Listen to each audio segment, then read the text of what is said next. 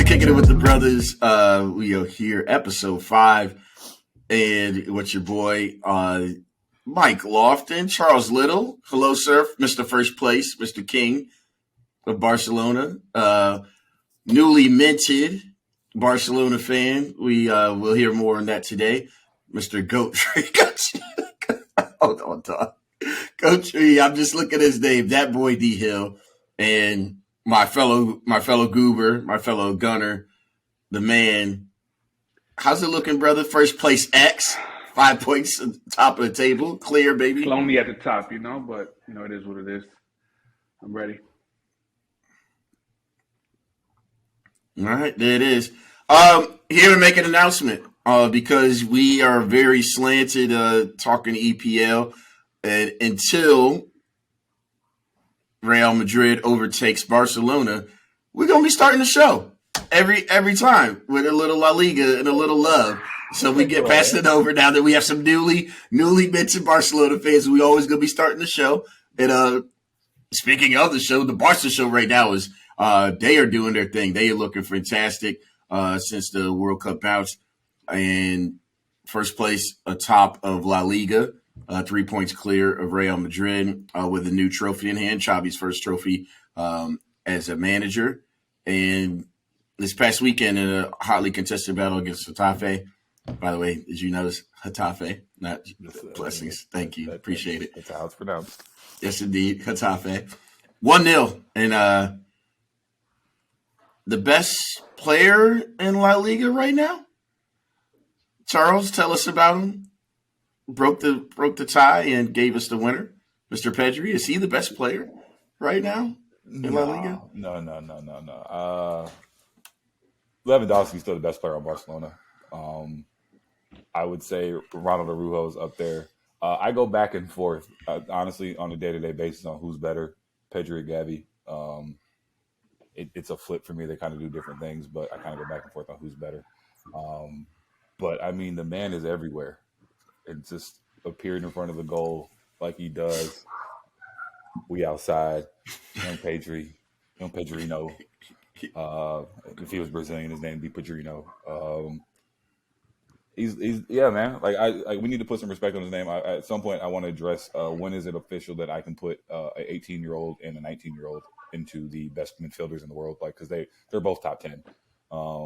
They've been doing it for over a year now. Gavi's been at it for Pedri's been at this for 2 years. Gavi's been at this for over a year now. Like, consistency matters, and my boys have been going crazy. So, yeah, man, put some respect on my kid's name. Pedri's everything ML twerks for KDB to be. Okay, dog. This is so disrespectful to an actual EPL player of the year and a guy who has more trophies than you have fingers on both your hands, like non-JJP. Like, come on, Deion. I don't care. Pedri. I mean, how many trophies is Pedri going to get this year? Like 3? Maybe. Copa del Rey, La Liga title, and Europa.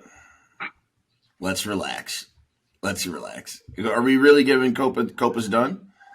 If we win tomorrow, I think Copa's done, because I think Madrid's losing. I think Real is losing tomorrow. To Atletico? Yeah. Not because I think Atletico's so great. I just think you guys have been shaky for a long time, and it's actually one of the best things for you to drop out of one of those competitions. The midfield's terrible, clearly, right now. Not going to lie on that. Totally understand. Agreed. However, they're still going to play them really hard. That's pause. They need to. You don't want to lose that match ever. It's not, obviously, there's levels, right? I mean, Barcelona, Ancelotti, that ate him up for a week. All the press conference was about, you can't lose to Barcelona. I don't care where we playing, whether we're playing them in Saudi Arabia, whether we're playing them at the Camp Nou, or whether we're playing at the Bernabeu. You got to win that match. But Atletico is in shambles right now. Have you seen the reports? Basically, it's a wrap with him and Simeone. You know what I'm saying? It's a wrap. Bad shape. Like I said, I just don't think I could just the problem with so much of the problem when I watch Real play is they can't even get Benzema the ball. Fair. It's and Vinicius is so having to come so far back to get the ball. I just don't. If they're gonna play in that, they're gonna it's definitely not gonna be like a lot of goals. I could definitely be, you know what I'm saying? Seeing Yeah, it could go to pens tomorrow.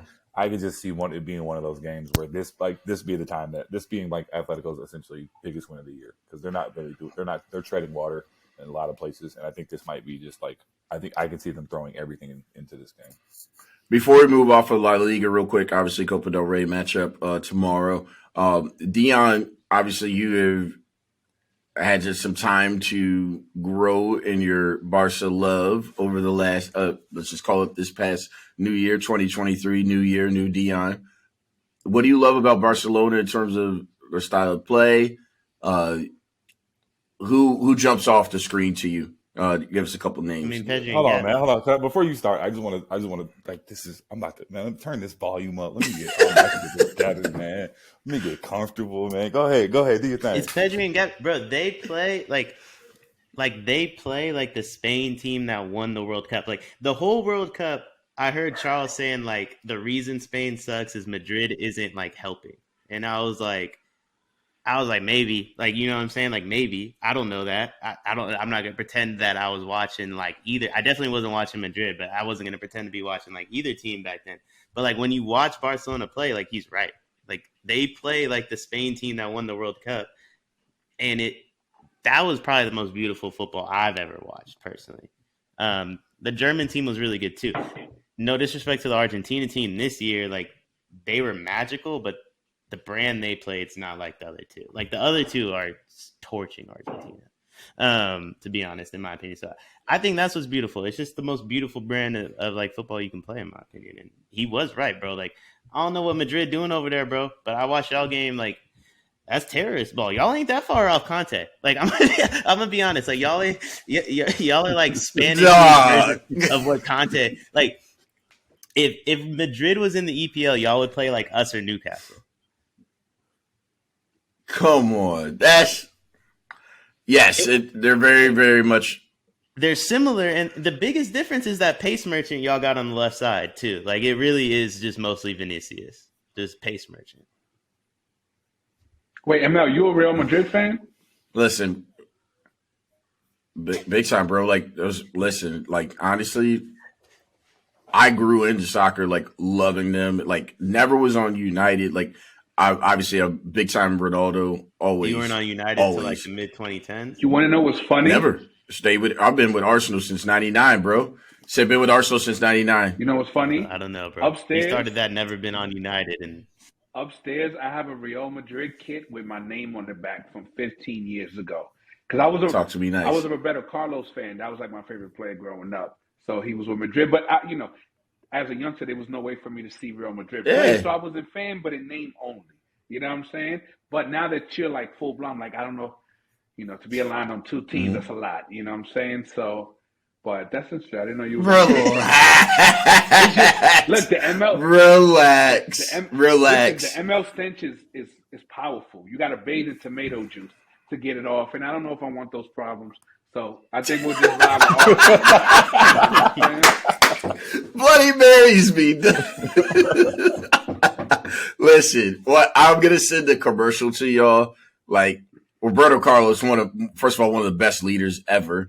Beckham had his little run. I mean, this is why like the love for me for Zidane. Like, I've never seen a player at all different competitions be like Zidane. Once again, I didn't grow with Maradona. Like, Messi's the closest, but Zidane was able to still do it. If Messi was another Champions League, I mean, obviously he's the GOAT right now, but you have to also put some respect on what Zidane did at the club level. It's crazy. But Ballon d'Ors. Like, yeah, Zidane was never that. I was mostly impressed by the way he handled losing. Okay. All right. Listen, real leadership, the stuff you want your kids to look at. We've talked about racists. What do we do when we hear racist talk? Do we turn the other cheek? I didn't know you was on your MLK, who I know you don't. Let me chill. Let me relax. I know you have your MLK thoughts. Who was racist to him? I mean, what was the comment that was said? You don't know verbatim on this. Yes, I do. Absolutely. He called his mom. He called him. Listen, like, he offended. First of all, he called. All right, but no. He called his mother out of his. He called his mother out of her. He called his mother outside of his name and referred to him once again as in terms of French racist, like a French outlaw. Like it's a racist word towards French. I want to make sure I'm saying this right. Oh man, he threw a temper tantrum. That's what nothing you just said is worth headbutting you in the World Cup final. Yeah, nothing you said that did nothing for me. I mean, none of my. I'm gonna make sure I have it correct. Bro, it would have to be like the wildest shit in the world. And I just don't foresee that being what was said. Furthering the fucking sensitivity of Real Madrid players. Okay. All right. We're not about to make this far left turn. It just sounds like a pussy French dude got mad he was losing and saw an out. That's all it was. They weren't losing at that time, but let's carry on. All right. Let's move forward. Real leadership. However, real leadership. Barcelona. Yeah, we'll put an over-under on it right now. ML a fan of too many weird dudes, man. Partey, Deshaun Watson, Zidane, Kareem Benzema. I'm a Deshaun fan. This is so bizarre. Problematic. This is so bizarre. It's a problem. Wow. Let's move on. I mean, I don't know. I mean, real leadership. We're talking about the dude who headbutted a guy in the World Cup final. That's like you get home and you're like, man, I really hope my son can be like Thomas Partey around women. Bro, can we move on to Premier League? Over under trophies that this is ridiculous. Over under trophies that Barcelona's going to win this year. Charles, you go first. We're getting 2 for sure. Okay, you don't have to name which 2, but it will just say 2. No. We're going to win the league. Like I don't see a way in which Madrid can keep up with them consistently for another 18 games. Like it's not that I don't think you guys might pass us at some point. We might have a lull, but I don't see but I can see you guys coming right back down to earth, and like you guys are just very up and down. And I do think in the next month I could see the lead being 9 very easily. You can see who? I can see you guys dropping points and that lead growing to. Oh, you mean like kind of like Madrid when they wrapped up like in mid-April? I'm not gonna say it's not gonna be over, but it's like I can see us putting it like not. We're already up. We're up 3 points. I can see us being up 7, 8 here soon. Right. So the Clasico, I think last year when I was like, that was like the matchup. Like, is it gonna go one way or the other? And then they went to 12, and Madrid had it locked up by Mother's Day. It would not surprise me at all. Like would not surprise me at all. You guys play. You got Atletico tomorrow, then you got Sociedad this weekend. Like you could easily drop points to Sociedad. Sure. And then that, like I said, it's 6 or 5 already. Both are at Bernabeu, so they got a chance, but we'll see. That'll be a good little introduction for Deion for trophies, etc. So, Deion, great thing about Barca games, unlike the NBC EPL deal, all Barcelona Real Madrid games are at 12 and 2:30. I was about to text you that today, bro. This is great for you. 9 at 11:30. That's like NFL football for you, Deion. Yeah. It's perfect. Yeah, I was about to text you that earlier. Like they actually play when the sun's out. You know what I mean? Yeah. They try to put Tottenham on when no one can watch for a reason. They do be sneaking them on at 7:30. On like foot. Like, it takes a very rare occasion for Barca to have to play at 8 in the morning, but most of their games are going to be at 2:30 on Sunday. Got you. It's perfect. It's just, man, they only scored one. They scored 1 goal on Sunday. Tottenham scored 1 goal on Monday. It was 2 different ways to only get 1 goal. Let me just put it like that. Just 2 completely different ways. Good soccer. It's just good football. Like it's good football. Like and I'm so happy that like that was my introduction to football was the Spanish national team. So like that's my understanding of football is through them.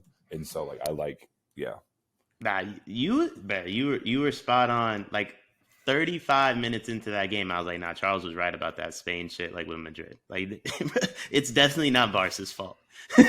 Nah, I mean, he's not wrong. I mean, it used to be like Carvajal, and Charles would tell you, like, main piece of things. Ramos, with him being gone, now PSG. Yep. It used to be all Barcelona, Real Madrid players. Like, them dudes kicking. Yeah. Like Xabi Alonso and those guys, like, that was, That's when it was fire. That's when it was fire, bro. Right, like there's Xabi Alonso, like Ramos, like Casillas. That's another thing of like when Nacho was still valuable. Mm-hmm. Like De Gea, like, I mean, obviously, man, like, yeah, exactly. Casillas was a beast, man. It was just different vibes. David Villa, like, yeah, Spain was so fun. I mean, that was a magical run. That's my favorite soccer team of all time. The 2010 Spanish team. I love them to death. They were nasty. That's the reason I love Spanish football. It's why David Villa is my favorite player, like of all time. Like because like that, I thought he was like, I left that tournament thinking he was like the best player on earth. As we go over a little bit Northwest Europe, X Sunday, the Arsenal 3, Man United 2. I think, was that the best EPL match of the season? Which one? It might be surprising, but for me, I was getting myself acclimated to EPL. Chelsea-Tottenham, the first one, when Tuchel and Conte had that, that contentious handshake. For me, that, like, the atmosphere for that game really, like, introduced me to, like, English football. So for me, I'd say that was probably – because at that point, we didn't know Chelsea stunk and we didn't know the depths of Tottenham's just badness. So at that point, that was the best match for me. In truth, Sunday's match, the first game was sloppy, which is the only reason why it was competitive. We completely dominated United in the second half, and it wasn't even really a contest. And had we not scored that last, that 89th minute goal, it would have been a travesty because we deserved to win that game. Sure. Expected goals were 3.2. Did y'all see what Thierry Henry Yeah, but said? that about Aaron Hentag, but no, about the two teams. I saw he said something about Aaron Hentag, how he gave credit to them for competing even though they were down. But at the end of the day, like Eric Hentag's his guy, so he just riding for his guy. Nah, I ain't gonna lie. He basically, in an off-putting way, he basically bashed Arteta, but it was like in like a not so bashful way too. You know what I mean? He called him Sir Alex Ferguson, which is no, bro. He said that's crazy to me. He was talking about how close the game was and he was talking about the delusion y'all have. He basically like was going after that. Like he's like, this is year 4 of what Arsenal's done versus Ten Hag's had this team for 6 months, and look at how much more developed Man U is in 6 months than Arteta has had the Arsenal team in the same period of time. Here's his quote. I will be honest, I am a big fan of Ten Hag, and I like him very much. He's the coach I recommended to club president, shout out to your squads, Laporta, after Coleman got sacked at Barca. He's a genius. Today we saw a team with 3 years of development against a team with 6 months of development, also a team with 1 week of rest against a team with 2 days of rest, yet still Man United went toe-to-toe, which for me was surprising. I thought Arsenal would be all over United from the kickoff and United players would sit back, but I was wrong. United, in fact, had better control of the ball in the first half. He's actually none of that is wrong. None of that is wrong. United was super overmatched, though, in the second half, though, X. They looked terrible in the second half compared to us. They should be. The key factors in this were 6 months and 3 years. Okay, but our project, but we're talking about money. There was a team that was in the Champions League, though. I don't care that y'all are broke. Man. Deion, how many more ways are you going to find to disrespect a team that has actually done everything that is required of a team at the top of the table? It's just straight hating, bro. Now, it wasn't me that said it. You can't tell us we only went at home. It wasn't me that said it. It was Papa Henry.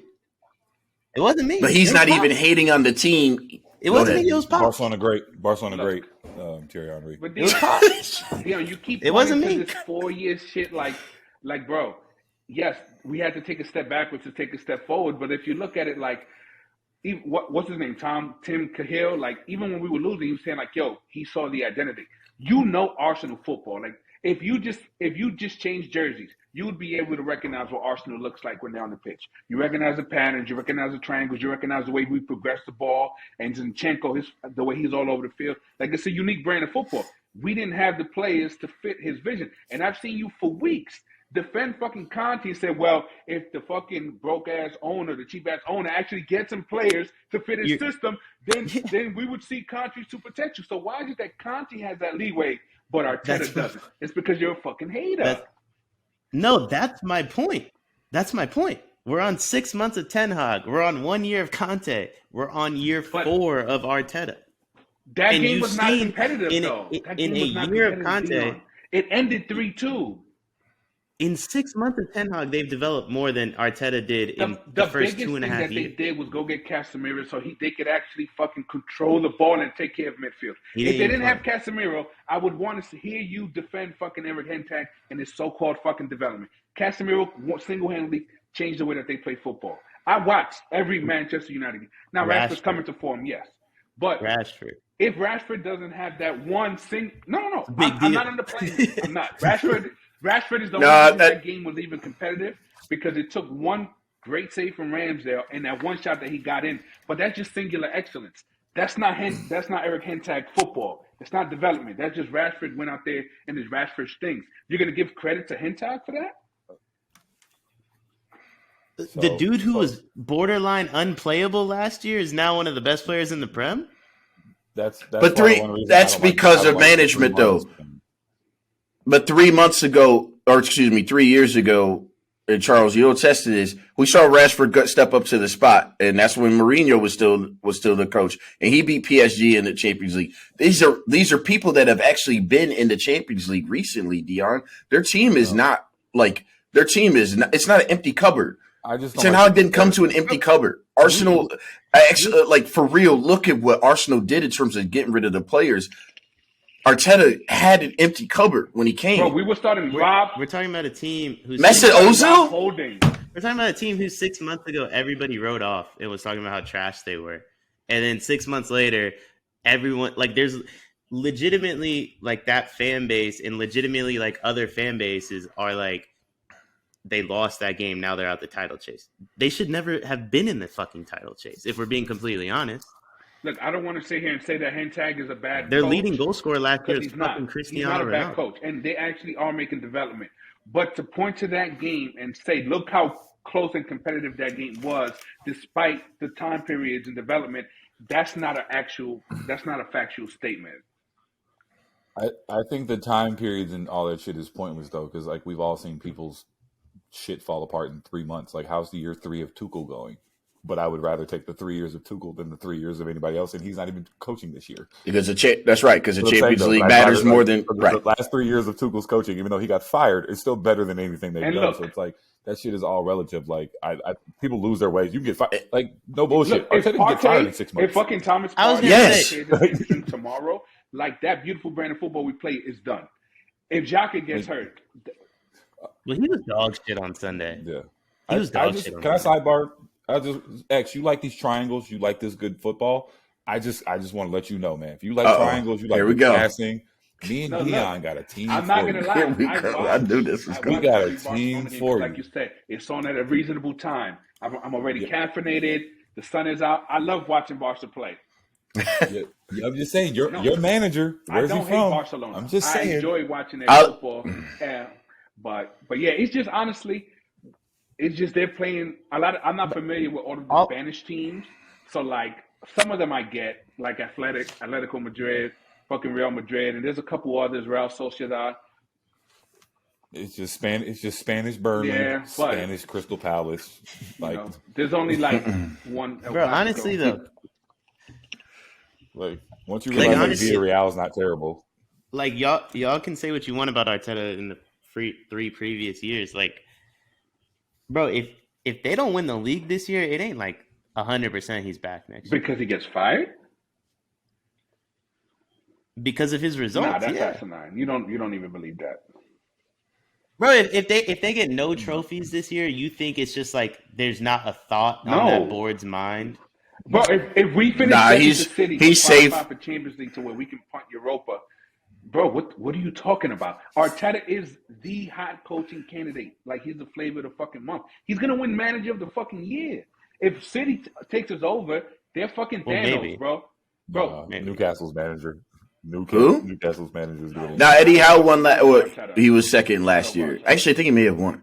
Arteta's going to win. I think Newcastle falls out the top 4, to be honest.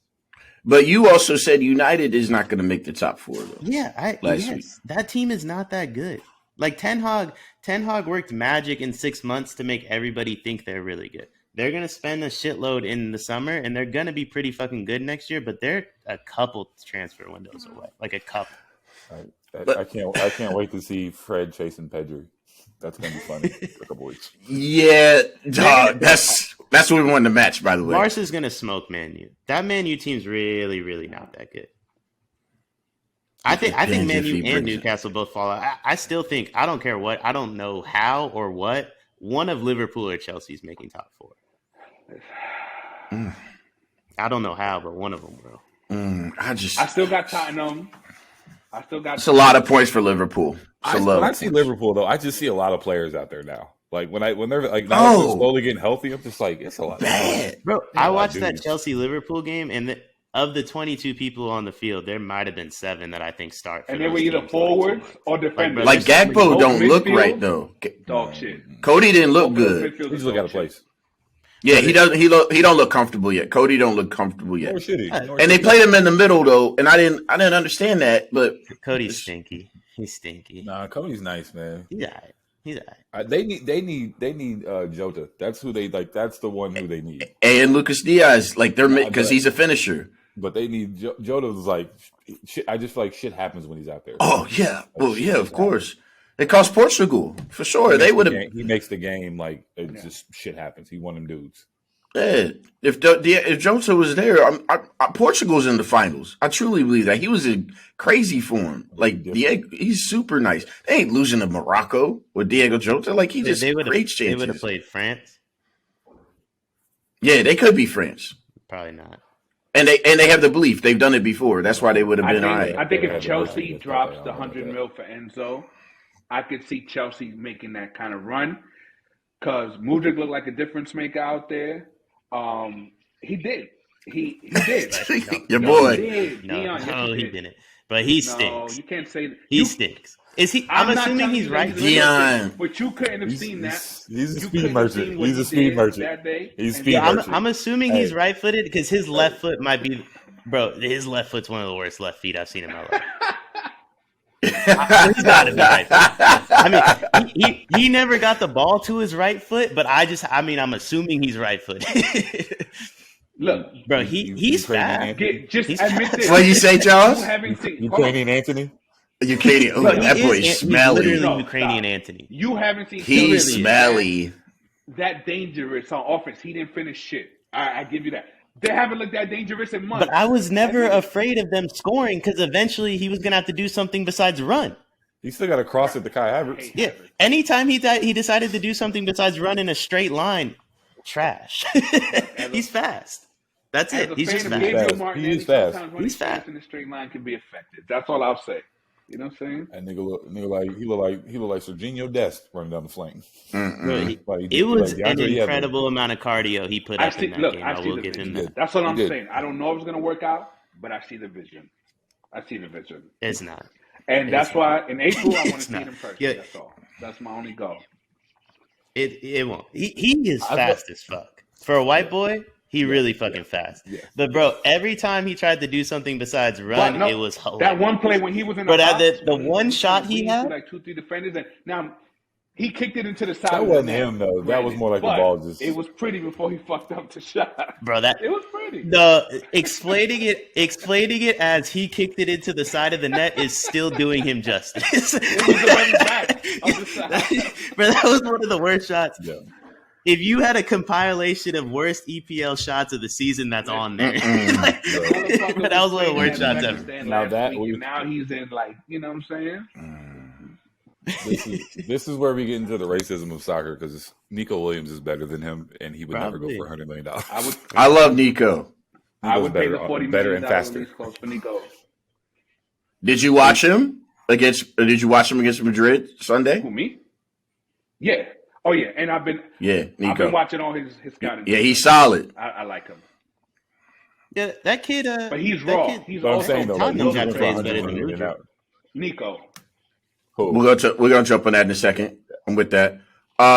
Let's just stay on top 5 EPL Player of the Year candidates thus far before we get back on the some smelly business later on. But Deion, You watch a lot of EPL. Yeah, I don't think there's 5 people that I would put in that. For Okay, EPL 3. Player of the Year? I don't even got 3. I mean, I'd probably put like I'd put one of the Arsenal dudes. Like I don't know who you want to go with. Nah, like maybe it's Zinchenko. It's Odegaard. It's It's Odegaard. Maybe Zinchenko. But like whoever you want to do, like whoever you want to put in, like he was hurt. It's got to be one of them. And then I'd say like the other one is like, I mean, I don't know. You gotta put I guess you Haaland. have to put You gotta put Haaland, Haaland. right? Like you Yes. kind of have to. But like I don't. He wouldn't. If I was the sole voter, he wouldn't even be close Casemiro? in that. Would you put him up there? I think I would. He's been a beast, man. And I hate United, but he's been a beast. I guess I would put Rashford. Actually, I'd put Rashford. If I had to choose someone, Fair. That's fair. It's Haaland, Odegaard, and Haaland. But I think if Haaland goes for 40 goals, I mean, even if Odegaard only has a chance if we win the Prem. If we don't win the Prem, then it's Haaland by unanimous vote. And if City come back and walk them down, it will be because Haaland had like 40 goals. I was Yes. gonna say if City walks y'all down, I think Pep wins Manager of the Year. It would probably to be because honest. De Bruyne got back to form. Because I think that's just when he's in form, they're just so much fucking better. You know what I'm saying? Well, we're gonna do a little dress rehearsal come Friday. Speaking of that shit, I doubt he plays. Thierry Henry's sick of y'all delusional fans. I'm sick of y'all delusional fans. KDB, look me in the eyes. Get your fat ass off the fucking couch. Get that shit together. Pass the ball to the big ass fucking Norwegian. And like NLE Chopper said, walk them boys down. Hurry the fuck up and walk them boys down. This was not a narrative that I wanted to be like fully behind, but Dion's theory on Kevin De Bruyne just kind of hitting that bitch in random space. Listen, bro, like It's just, I think kind of looking like he could be like. he sees open grass, the ball's going there. It don't matter where. Listen. If he sees open grass, that ball's I have a theory on KDB and why the form dipped. Bro, them dudes for 8 to 10 years were being told, like, y'all are either going to win a World Cup, you're going to win a European championship. That golden generation fell so hard in Belgium. It was embarrassing for them. Got Roberto Martinez right. He's been bad. He's been bad since before the World Cup too, though. Like he hasn't been good. I'm not going to say the whole year. That's a little strong. I'm not going to go there, Dion. Like look at the Champions League matches. He was pretty dominant. No, he is phenomenal. Friday, man. He's phenomenal. When Haaland is in the space where he sees open grass, KDB's a problem. If he just sees open grass and the big Norwegian doesn't get there, then it's still gonna go there though. The ball's still gonna be there every time. So I hear that. I think that they are.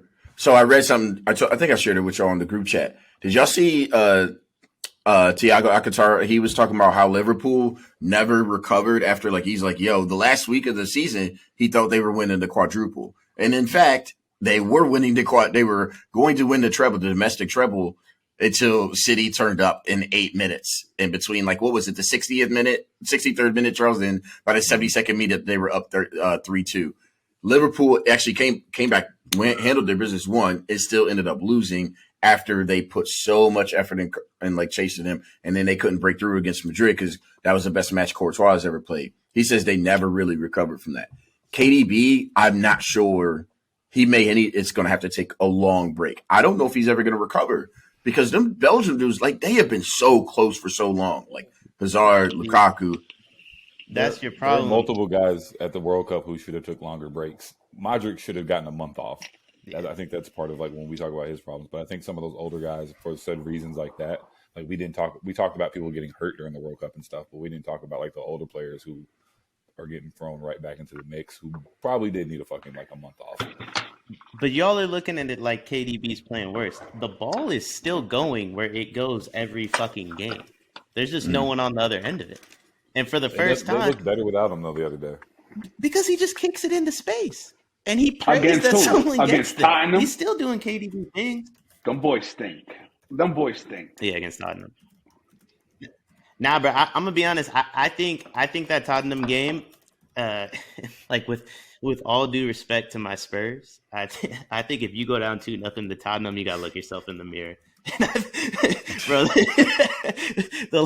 the last 45 minutes of that game and then the 90 minutes they played on Saturday, bro, that's a different team. I think that was like getting punched. They woke up a little bit. They said, "Oh shit."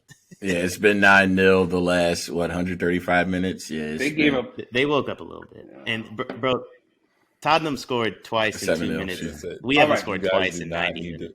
That game on Friday, it means nothing just because it's in. It means nothing technically. Let me tell you, I think you guys need to really win that game because I think if you lose, let me tell you something. If you lose, it's going to fuck up the biggest. psyche. I know Deion is a hater and he doesn't want to recognize his title favorites, but I'll tell you who does, and that's Pep. Even after that win, he came out and he's still trying to motivate his players because he knows Arsenal's not falling off. Like, we're not going to give them the fucking Prem. Like, they're going to have to really walk us down. They're going to have to get 6 points out of those 2 games against us. And if they don't, shit might get spooky for them, man. But I think Pep respects us. But I have one quick Arsenal question for y'all. Well, when Jesus comes back, is he automatically back in the starting 11, or would you keep rolling Nketiah out there based on what you guys have seen so far? Nah, I'm putting Jesus back in. Yeah, but he's not. Jesus is not a finisher. Nketiah. Where though? A lot of those Nketiah goals. Where though? Jesus had those chances, and he always fucking blew them. And we have enough playmaking to where what we thought we needed from Jesus, we're not really lacking. And now that we have a finisher there, it makes all the difference in the world. So I would agree. I would probably still put Jesus in there, but it's a conversation worth having. And I didn't think that would be the fucking case when Jesus went down. You know what I'm saying? I thought we just had to survive until he got back. Sure. I think Nketiah has been in the system though for a minute. Jesus has been in the system for a minute, so I just wasn't assuming that we would have the goals that we have in the Prem. To be honest, I expected Nketiah to do his thing in Europa, but he's very much surprised me. But Jesus used to be a winger though at City. That's another thing because of, once again, Pep don't play with a 9, and so all of this is very new for him. So very much in there like a false 9, like when he plays a false 9. Jesus actually used to be on the right. So we actually have cover now for Martinelli, and we just got Trossard. But Charles, are you saying because of it's the mentality of like we have to get over City? What? You actually think Trossard plays this weekend? This Friday? Yeah, Friday. I think he has to. I think they have to. Oh, I think he's our first winger sub off the bench at the 65th or 70th, whatever it is. Whoever's not playing the best between Martinelli and Saka, and that's what you want. You just want depth, right? It's going to be Martinelli. Because Martinelli. You can tell Martinelli starts fading in like minute 65, minute 70, and then he's just running his head into a fucking wall. I think Trossard, and we saw Trossard's ability to kind of hold on to the ball in tight spaces. That's just something Martinelli's not capable of doing. You know what I'm saying? So I think Trossard is definitely the first sub off the bench. Mm-hmm. I mean, for 25 mil, you could do worse. Not bad. You know what I'm saying? I mean, I told you guys a month ago that's who you guys were going to get. Even a broken. You did 100%. I hear all the other propaganda. But hey, we're back in Arteta. You know what I'm saying? I still think we need a midfielder because if Partey goes down, we're cooked. Honestly, he was dog shit on Sunday. I don't think you guys are anymore. He was. I got to give Brighton props. Charles, what'd you say? Speaking of Trossard, I got to give Brighton some props. I watched them play the other day. They got some players. Caicedo's good. They got some players, dude. Yeah. The Asian dude is fire. But what's his name? They got some players. So everything's relative, by the way, right? Like Brighton making it to Europa is fantastic for them. Yeah. You know what I'm saying? Like last year, oh my God, why am I screwing up the name right now on the Bundesliga? It wasn't Leipzig who won Europa. The B League? Frankfurt, exactly. Frankfurt ended up winning Europa, and for them, that's a chance to get in. The reason why that matters for like teams like that and who are like maybe that 5th, 6th, and 7th to make it to Champions League, that's even more crazier money that now they can go buy more players because the prize money of winning those quick question. Which one did they explain? Brighton. Can y'all imagine Brighton in Europe? Never could imagine Brighton in Europe. Champions League to 5 teams, or did they explain Europa to 3? No, so I think it's next year. The top 5 English teams make it. Like what they've done is, unfortunately, they take it away for some of the actually. Deion, when we have like the full report on that, we should actually like figure this out. Like the NCAA is trying to figure this out, how they'll do that, of like where there's a chance of where they can actually eliminate mid majors if the big teams just decided to like, yo, we're going to do our own tournament. The Champions League, what they're doing is like to try to get ahead of that. And I think actually the conversations started when they saw the Super League shit. They're like, yo, we just need to make sure we're taking care of the big boys regardless. So the top 5 English teams will go, I think the top five English, Spanish, and Italian teams will go, and then Germany will stay at 4. Yep. You brought up like them getting more prize money. Yeah, the EPL has stupid bread right now. Like it's dumb. Yeah. It's stupid, bro. Like these other leagues can't compete. You know what I mean? Like 2 to 3 teams in every other league can, and Serie A maybe not even that many. But like, bro, EPL has stupid money. Like fucking Brighton's throwing money. All these teams are throwing money. I think I read some like Everton turned down 90 M's for somebody because they just didn't they don't need the money like that right now.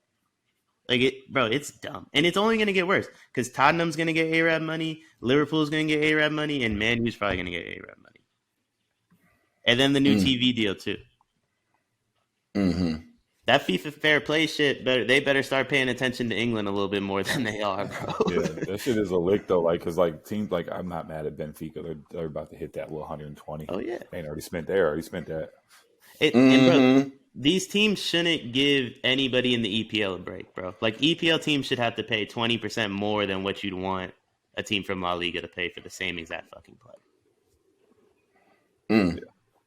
120 is 120. They're definitely. If Chelsea wants him, they're gonna. I think Chelsea. Do you think Chelsea's gonna pay the 120? I think they're gonna pay the release clause. Yeah, I think Tottenham pays the release clause on Buddy from Sporting too. I think they have to. I think both teams can't afford not to. Nah, I think Tottenham can't.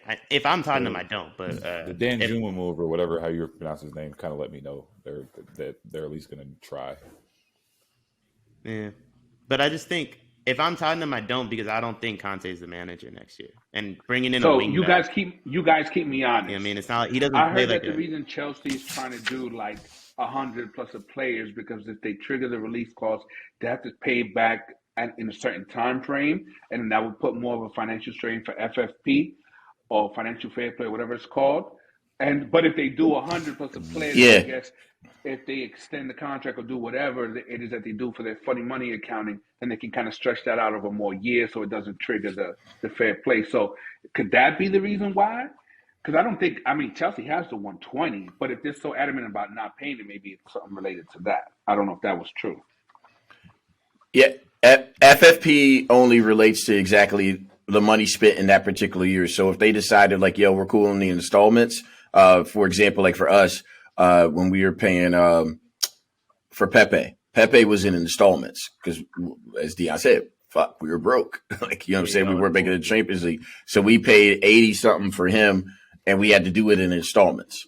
You know what I'm saying? So you're only going almost like against the grain. Like your cap hit is only for like whatever it is that you had to send them that year. That's why Chelsea's going to do – that's why they're going to get Enzo in January because Nkunku or whatever kicks in. So they have to get this one done now. Yeah. Go ahead, Charles. But also, like paying $120 million for him is going to make them like the 6th or 7th highest pay. Like they got the 120, but why don't they want to pay it? Because it's like the 7th highest transfer ever or something. Yeah, it resets the market like, big time. X being new to the sport makes him this $100 million. Like, he don't understand that. Like, I get it. It ain't just honestly, it's mind blowing that they spend that much. Yeah, they pay $100 million for Ukrainian. But if FFP doesn't like step in a little bit here or like actually start enforcing on the EPL a little bit more than they currently do, like that 120 really isn't gonna be a big deal, bro. Because Mudryk getting 100 is fucking wild. Yeah, like right. Well, you used to have if you paid that much money before, like it had to be for somebody that was like proven. Like now you can spend $100 million on a project. Yeah, dudes used to have a year or two within their league at like the top of the league, like performance wise, before they got that. Mudryk has 20 starts or whatever, you know what I mean? Like Enzo, I just think, and then if you have like more oil money coming into the EPL along with the new TV deal, like that Jude bidding war really might become a war, and that number could be so staggering. The Gavardiol number could be staggering. If QSI really buys Tottenham and the Hakimi rumors are true, that number is going to be staggering. And then it's like, what happens when a Real Madrid does want to get rid of Tchouaméni? Who, I mean, I don't think he's like the greatest, but like, how do they not get over 100 M's for him? You know what I mean? Yeah. How does and they gonna make sure get 85 for Harry Kane right now? And they gonna make sure they get their investment back if something happens with Tchouaméni. Like they spent 80 once again. That was in installments too, low key. And isn't Apple for that they age? pay 120 for Enzo. Frankie's never leaving Spain. Isn't the EPL gonna move over to Apple next year? So if they get that influx, so of the Apple American money, owners convinced, bro. How the fuck exactly? They can't compete. If you give crazy. If you give, let's say Man U or Tottenham or Liverpool, one of, if not two, get top four, right? You give them brand new owners with oil money, you give them a brand new TV deal, and you give them Champions League money. What they do in the summer is going to be so stupid that it's going to make what Chelsea did in January look smart. You know what I mean? Like, and then it's going to become like a dick side. It's like baseball with the A-Rod and all that money, right? It's like, oh, A-Rod got 300, now I need 350, and it just keeps getting higher and higher and higher, right? It's going to be never ending, and these other leagues aren't going to be able to keep up, bro. Other than it'll be fine because they keep buying dudes who suck. No, but they'll just keep buying dudes. They'll keep spending $100 million on Mudryk, and he won't do shit though. Like, but that's the problem. Like, I'm not like once again, Dan. I forgot to remind you of this too. I got to keep informing you as a new. An English team hasn't beat a Spanish team in a final in like 20 years. Well, that's style of play. So they can go do whatever the fuck they want to, and they'll still get circles played around them. No, they will. Like, the style of play that Barca plays and Madrid should be playing, like an English team's not gonna be able to keep up with that. But like, to be honest, I'm talking about Villarreal and Sevilla, the team, but like the real owners of the Champions of the Europa League. If Chelsea buys 6 players for a total of 700 million, they just need 2 to hit.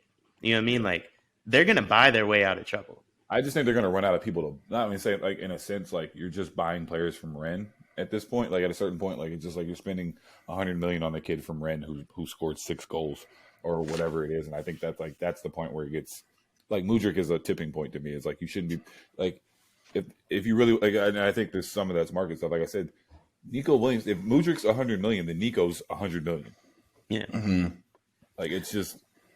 That's what Benfica has to be saying too, right? Like you paid 100 M's for this Ukrainian kid, but you won't give us 120 for Enzo? They're definitely holding back, and they should hold strong. So what you think the worth is? Too, if you're, like I said, if you're Bilbao and somebody comes asking for Nico, it's like that kid went to the World Cup and did da da da da da, and you paid on this. He's, what I'm saying, like he's got more goals than Mudryk. He's got more like all of the above. Like it's the Lamar and Deshaun argument in a sense, but like it's like. There are a lot of similarities between Mudryk and Lamar too. Speed merchants. Perfect segue to could be Deshaun. Speaking of nasty men, as we talk about Thomas Partey and Deshaun, our resident investigator, inspector, gadget Charles did some research on Mr. Dani Alves. Brother, Dani Alves, Kelly, what's going on with him? Charles, nasty in the club. Nasty. Give us a little background. Give us a little the truth report. Dani Alves, or as he's better known for the next couple of years, inmate 276458. Last Jedi, what's homegirl's name? The stormtrooper. Jacob, please insert the clip of Michael asking for the system to play out with Thomas Partey. So that's how I would just like that. Here we go. Yeah, man. Dani Alves is a nasty boy. He deserves to be in jail. He lied 17 times in his testimony. That was verified with video, so he was lying to people that had video on him. It's all bad, and nothing good comes from it. But I mean, he's nasty, and he should be dealt with appropriately. That's really all I got to say about it. And I do want to just point out, he was not a Barcelona player at the time of this. He was a Pumas player. Not on us. Not on us. Mm. So we've disowned him officially. Barcelona. Yeah, unlike Arsenal, we wipe history away. So Yeah, man. do the right thing. He was the greatest right back in history. I ain't got nothing for you right now. We got a couple things on the transfer season.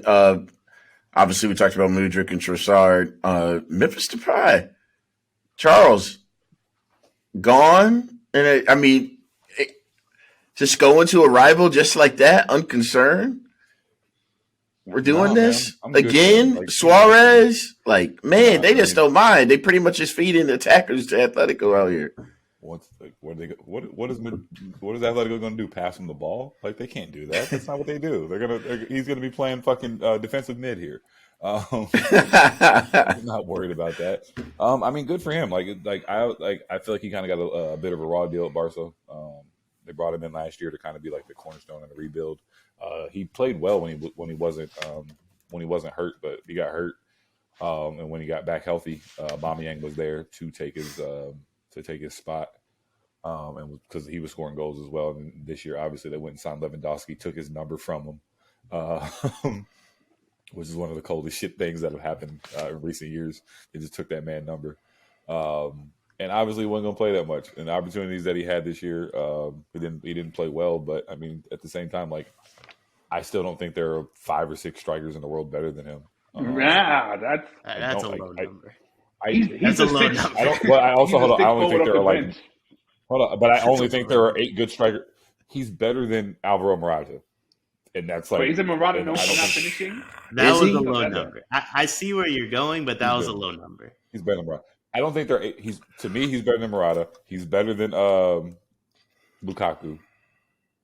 But he's not. Okay. Harry Kane, Rashford, Haaland, Lewandowski. Once again, but that's 4. And I only feel like there are like 7. I only feel like there are like 8 to 9. I feel like striker is the position that is like the thinnest. I don't feel like there are like 10 to 12 good strikers in the world. I think Enzo Vlahovic from Juventus.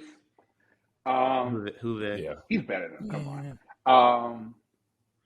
Richarlison's better than him. No. Y'all really real disrespectful. I think that's strong. I will continue to say the man scored 14 goals last year. He had his year. He balled out. He's not. I think. I would almost say he's. Tony. Oh my god.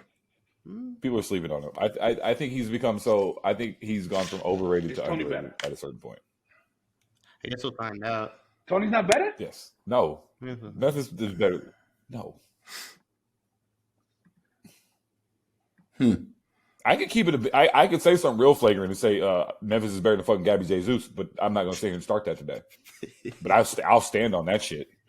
Is he better than Tell me I'm lying. Saying a striker, though. Tell me I'm lying. He's not a striker. Okay, exactly. So you already arguing that motherfucker. That motherfucker start on Arsenal tomorrow. Stop that shit. Put some respect. Nigga start on Arsenal tomorrow. Over everybody y'all got. Over the ghost of fucking shit. All right. He's not a right fucking. Well, no, he's not a right winger. So he's not a wing back. We win the league with Memphis. In fairness, that's all I'm saying. We win the league with Memphis. He's like a top 10 striker. Even we win the league. That's crazy. Saka's becoming one of the most overrated players in the world. Come on. Oh my god. Okay, Deion. You can't just start saying shit. He is. He did the opposite of Depay. He went from being one of the most underrated to one of the most overrated very quickly. He did the opposite of Depay. I don't know how you can look at how he's played this year and say that he's overrated. I think, honestly, bro, I said it last week. I still think Martinelli is better than him. If I had to choose between two, there ain't 3 right wingers in the world better than Bukayo. Deion, that tells me you haven't seen Arsenal play often. Not 3 white wingers better than him. If we start naming 3, you're just going to say he's not a winger or they're not a winger. You know what I mean? No, I'm going to just be start messing around with the positions. I mean, that's all I care about. Y'all can chime in whatever. I got that. Who'd you say, my bad? Valverde plays right wing. Bukayo's better than Valverde. And I say that without hesitation. And I love them both. Love them both. And even non-biased. Excuse me? He's left winger. Okay, then Salah. Yeah, that's it. That's it. I mean, I knew one of them played right. That's the two. That's it. It's Dembele and Mo. It's Dembele and Mo. Now? That's how I feel about it. Now? I feel very strongly about that. It doesn't matter about Mo, bro. Mo I mean, now? form goes away. Class is forever. Is he better than Messi? Messi, Neymar, like. But look at the names that you compare him to. Is he? I mean, is he? Same sentence. Yes or no? Bukayo right now. You said he's top 3, right? Bukayo's better. Bukayo right now. Yeah, Bukayo's better than Neymar right now. Bukayo's better than Neymar right now. He's playing at a higher level than Neymar right now. Oh my god! And I love soccer, but I don't know if I can say that. He's playing at a higher level. And the stream, please.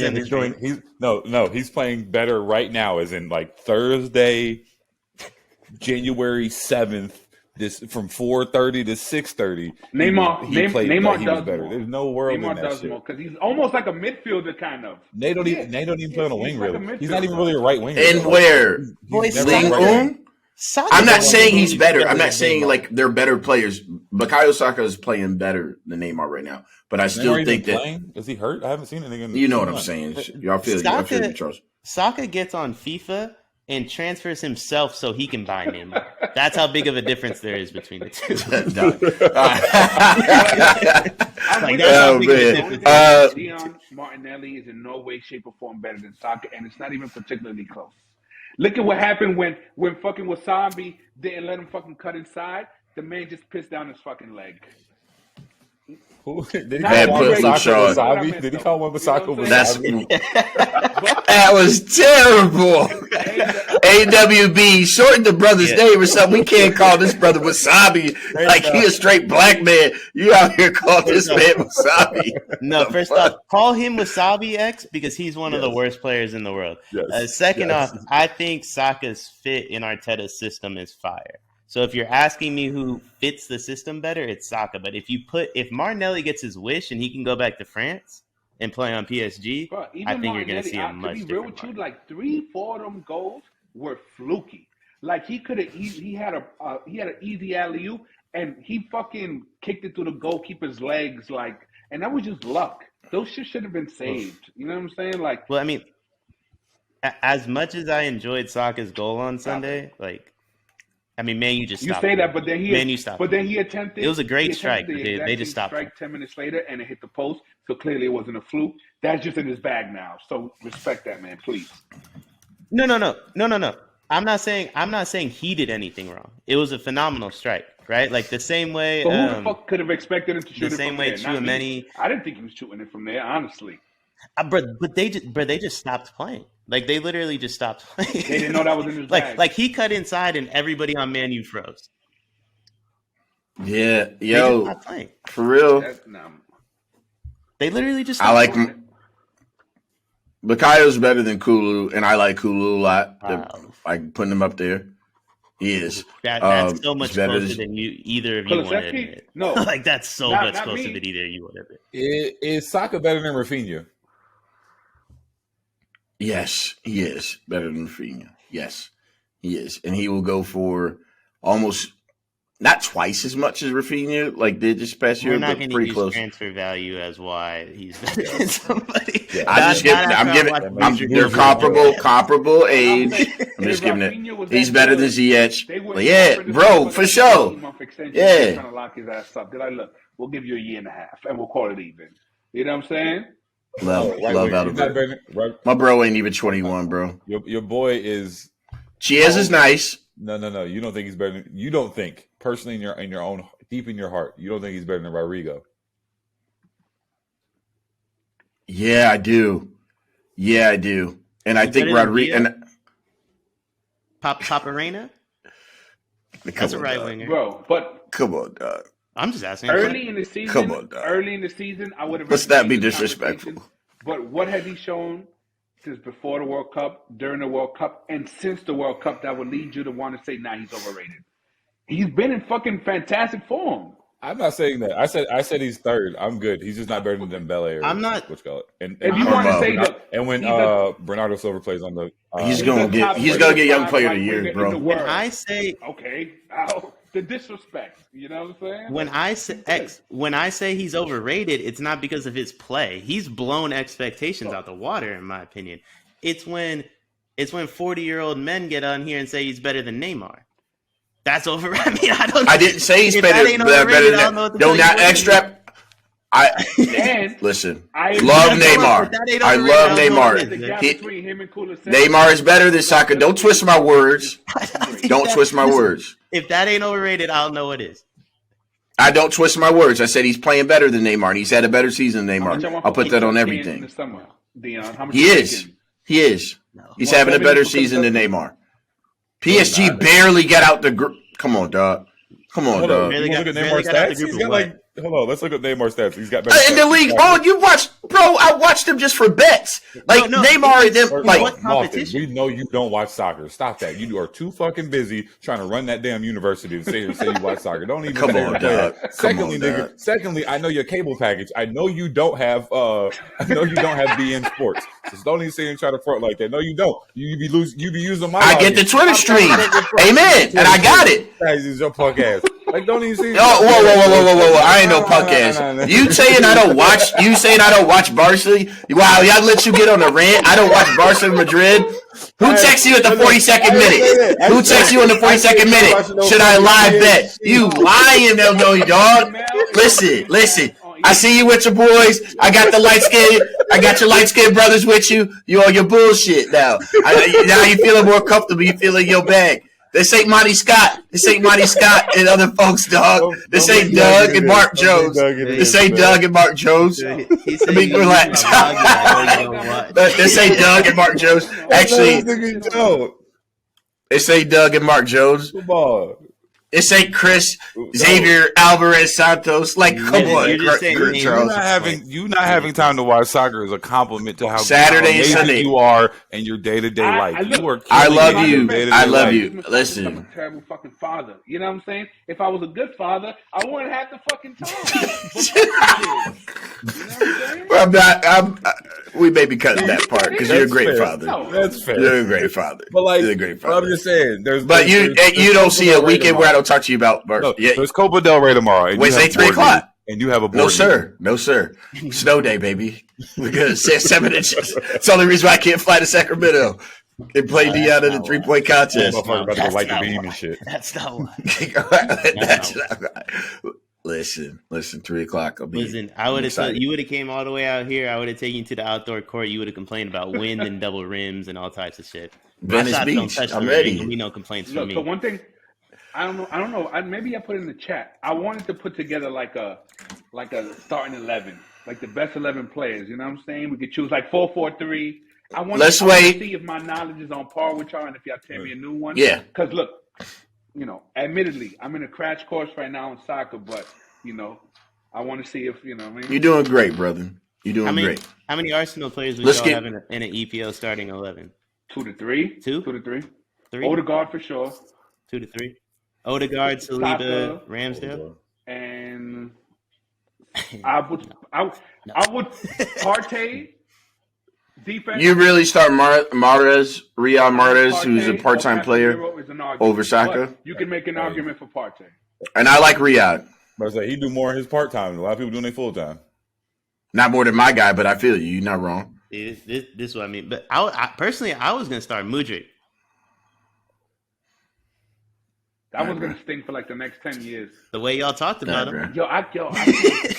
I mean, but y'all was twerking for Mudryk. The crazy thing is that when do y'all play? Class is different than form. Yeah, yes. They play it. Form is fleeting. Exactly. Like Saka's in better form than Mo Salah. Mo Salah is way better than Bukayo. Here we go. This boy. Bro, I watched the World Cup. We all watched. Oh my God, Jerry West. It's crazy that in this right winger conversation, Deion West Hill forward between Saka, Salah, and Riyad Mahrez. If you look at all of them, how 2 of them are African Player of the Year, and it's not Bukayo Saka, and that is hilarious if you look at that visually. But anyway, colors and respect. Let's move on. The only time Saka claims his African descent is after a Euro final. That's outrageous. February 26th, Chelsea Tottenham. I can't wait for Moods to put 2 to 3 goals up on y'all. That's gonna be fucking glorious. Two days ago, Juventus, even though they were not in the Champions League, as they were eliminated, they were sitting in a Champions League place in Italian football in Serie A. This morning, Juventus is sitting at 10th, and that's because they had 15 points docked away from their current standing. They actually have a goal difference of plus 15, but they are at 23rd, and they are a mid-table team in Serie A, 10th in the table. Charles, this is, I mean, it's happened before. This is why we have the rules, but to a giant like Juventus, they're not getting in Europe next year, Charles.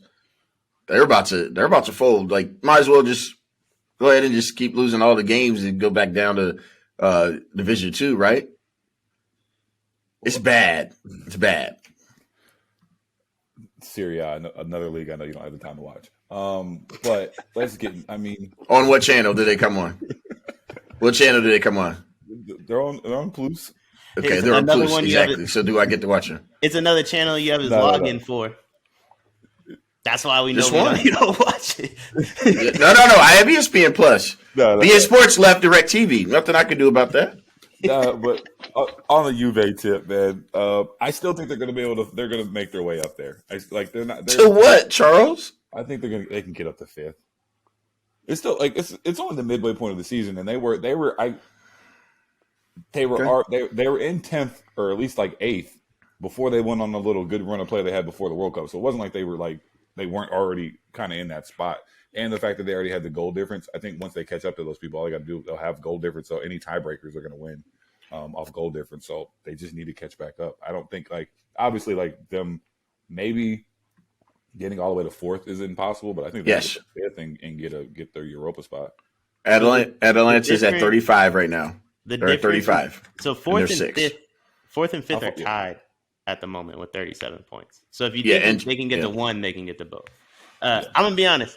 I have plenty of time to watch Serie A. I have a lot more respect for myself as a human being, though. I do not turn on Serie A games, but I do think that they will get all the way back to 4. But all them teams are their like sons. Napoli is fucking great. Yeah. Can we talk about Napoli? I would love to talk about one of the 3 best teams in Europe that we never talk about. What's that one winger? I can't. You know what's been up with Napoli? They've had unfortunate round of 16. They've had Osimhen. They've had. It's like Christos something. I don't want to be racist, so I'm not going to attempt it. Bro, one of them. And they got 7 jerseys. I just dropped 160 on their Valentine's Day kit with the kiss, with the lipstick kiss. Fire. Right. They stay with a fly jersey. So yeah, buddy for Georgia. I don't know. I think the K is silent. I think it's Vicha. But you know who I'm talking about. I'm gonna chill. I apologize. Yeah, buddy from Georgia. It ain't that many buddies from Georgia. And honestly, he might be better than fucking Osterman. Honestly, if we keep it in a buck, they're neck and neck. They're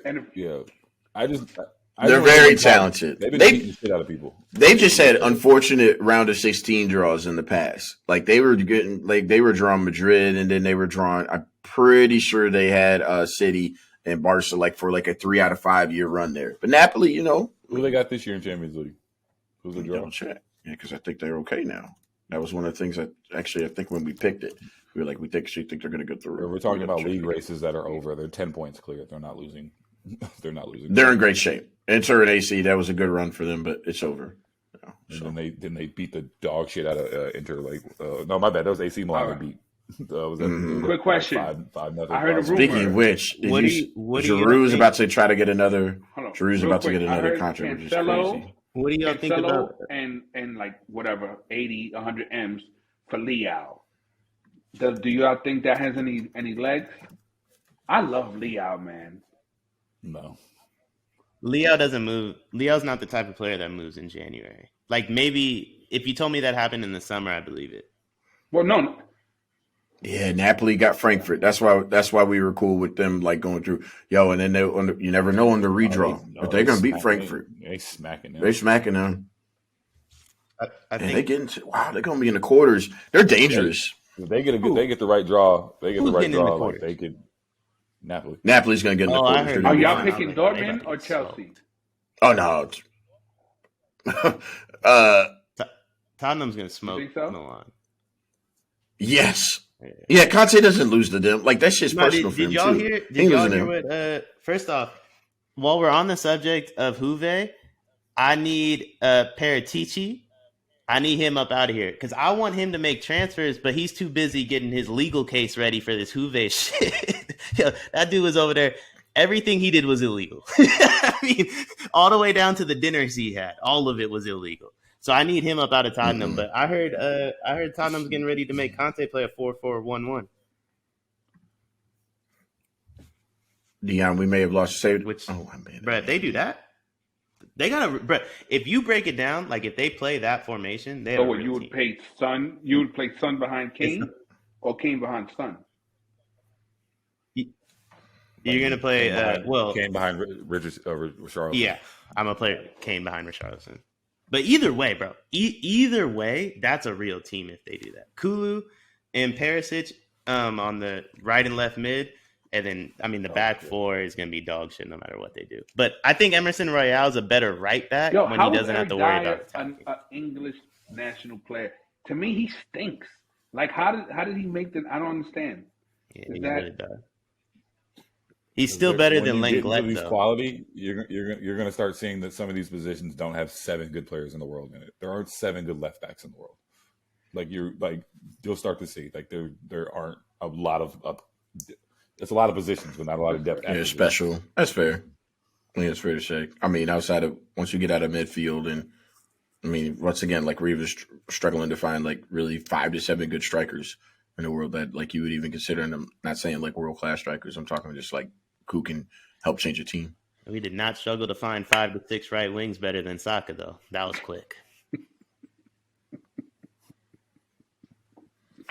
Yo, Deion, you're just a hater, bro. You're in the Gio on the score sheet. Gio on the score sheet this past weekend. Speaking of haters, exactly. It's Deion's favorite segment. If I can get some music going in here. Dun, dun, dun, dun, dun. Let's go. Who? The Deion Gio segment. We are here, and as well, the only time that Charles talks about anybody from USMNT. Nope. Go ahead. Yeah, Gio Reyna. I would like to talk about the goal that Jude scored at the beginning of the game that actually fucking mattered and was important for the starters. I'm talking about for the starters for the first game when Gio was back there getting nachos. Little tad bit. No, go ahead. Carry on. He scored. Nachos. He scored. Yes, he was chilling. He was in the yellow wall. The yellow wall. We'll have to explain it to X. We'll have to explain it to X. Everybody. Clearly, 11 other players. I actually don't know who it was. Like who? Momoku started. Was that racist? Yeah, Momoku started. No, he's black. So he's a little bit of space. He's black. Yeah, it's not bad. But no. And then they brought on Sebastian Heller, who literally beat cancer before they put Gio on. I just want to note that Heller scored a hat trick in like 7 minutes. So. Black men in survival, Charles. You know how that be. So I'm just saying, like given the B League as it called itself, as I showed you guys in the group chat, the B League as it calls itself. He's had all this time. They were off for an extended month, and he still didn't make enough of an impression on the coach to start the first game after the break. Like what? He grew a mustache. It's cute, Charles. It's almost like he's really fucking lazy in training. It's almost like he doesn't try. I wonder who said that about him. Yeah. No one said that you were wrong. No, that's not true. That's not true. I gave you props on your Gio take. It was full Kate, lots of twerking going on. There was I was hating on Berhalter how he handled it, not that Gio was lazy. Holding people accountable. I'm going to. So when we forget about him for the next 4 months, I'm not going to say a word. And I'm gonna wait until I brought him up. See, I set myself up here. I asked Deion. I'm not giving him love. I asked Deion if he would like to bring up a topic. It was for him to play Black GM, and it was the clown on Gio. There was no twerking over here except for Sevi in Arsenal in red and white. You twerked by young boy when he didn't play in the World Cup. I was wondering why he didn't play. And then we found out what happened. Music video on this shit. Let's relax. This is wild. It was full twerking. Okay. You and Carter too. Big fella, if he could ever fit on the screen. Like if Carter ever came on here, the things the two of you were saying about Gio was nasty. Because we dared to say something bad about fucking Raiders. He left the group chat. That's a real thing that happened in 2022, man. Disgusting behavior, bro. Yeah. It came out that Berhalter was right. And then that Gio stunt happened, and y'all still found a way to defend Gio over that Instagram post that his dad stole his IG password for, probably read all his DMs with chicks just to post that shit, and y'all still defended that. It was nasty behavior. Nasty work. Just for a month later, this dude still can't start on fucking Dortmund. The team where you're supposed to go to when you're this young, golden generation, world-class, young talent. You go and you start there at 19, and you know what? At 20, you go to Liverpool for 200 M's like his teammate. They're buying players. They're buying players from everywhere all over the world for $100 million, and I've never even heard a fucking name about that kid. But the MLS don't want Gio. Leeds United. Leeds is linked to every American player in the world. Gio's never even came out their mouth. Leeds is trying to sign every American though. They're probably gonna sign McKinney. Yeah, I don't like that. By the way, I really don't like that for Weston. Yeah, we don't want him at Leeds. No, I don't want him. We don't want him developing a bad losing culture. I want is Weston playing like Tyler fucking Adams. We don't want him losing. We don't want him getting that. Yeah, we don't want that.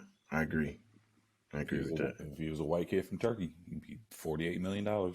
He'd be fucking right there. Arsenal be trying to bring him in right now. Is Fresneda good? I'm surprised. Yeah, I'm kind of surprised Arsenal. The tape I've seen on Fresneda looks good. So she died. Well, yeah, he's nice. Somebody who watches Spanish soccer. The one who stinks. The one who stinks is that Keel Ward guy, y'all. Okay. Who? He's awful. Well, according Keel Ward. He's a young player. We brought him in to backup. Like he's not going to start over the best two center back pairing in the world right now. He was highly impressed with him when he played with him at the World Cup. He said, "Oh, this motherfucker's nice." And he played in all four matches. Hold on. Man was impressed by countrymen. Headline. I also want to note that Poland scored all of 3 goals at the World Cup. But he's a fucking... And still made it out the group, though. Same defense. I'm saying, I was impressed with him. Because he probably kept at points in the World Cup, Perisic had Gvardiol ready to come to Tottenham. They're saying we're going to have to make a decision on, like, the latest right now from Buddy from Football.London saying that it's going to... Is this the guy that lived in Mudrik's house y'all were telling me about? Ben Jacobs, look. Oh, gosh. Not Fred Jacobs. Every pod he gets me to say reference Fred fucking Jacobs. Like, yo, he's close with the family. He says it's... He's not going to bring in some fucking scrub. Nah, we was getting gassed on him because he's tight with the Chelsea folk, though. Fabrizio.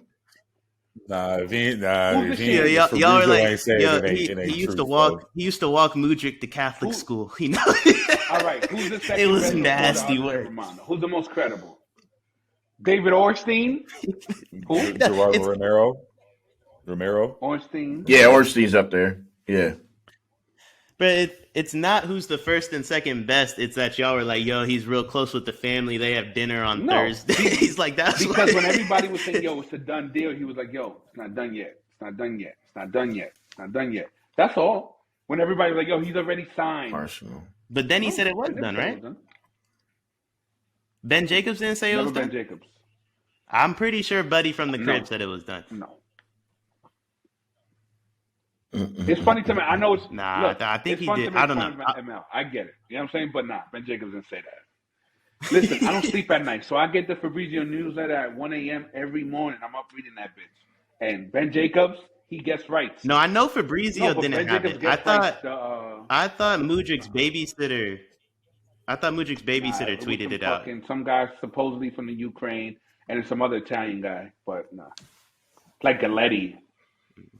Anyway, we need Fulham to take Cedric off. What'd you say, bro? What were you about to bring up before I asked about Mudrik's dentist? Nah, we was good. I love Deion because he be hating in that. Sometimes I actually we are. I think maybe he just hates. You know what I'm saying? It's just sprays. We definitely should make a 4-3-3 and maybe a 4-2-3-1. 11 and right before Champions League, once we kind of know where folks are at.